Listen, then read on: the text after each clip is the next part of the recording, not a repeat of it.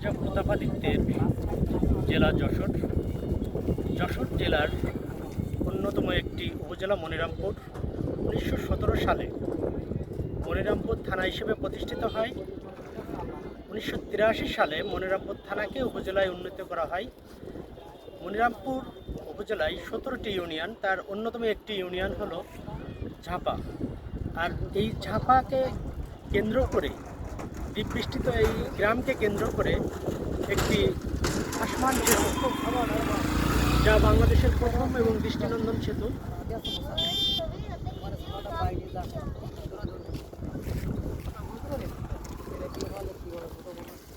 2018 সালে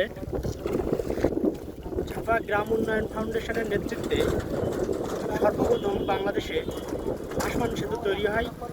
এটি মূলত 889টি গ্রাম দিয়ে তৈরি একটি আসমান সেতু, যা বর্তমানে মনিরামপুর উপজেলার একটি দৃষ্টিনন্দন এবং নৈসর্গিক যে পরিবেশ, এটি সংরক্ষণে অবলম্বন করার জন্য অসংখ্য মানুষ প্রতিদিন এই বাওড়ে আসে।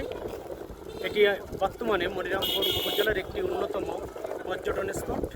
অসংখ্য মানুষ তাদের সুন্দর অবসর সময়ে তারা এই আসমান সেতুটি দেখতে আসে।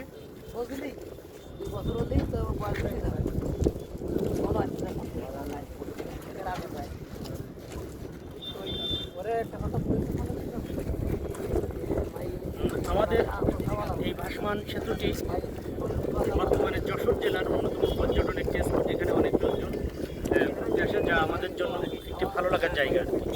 Thank you.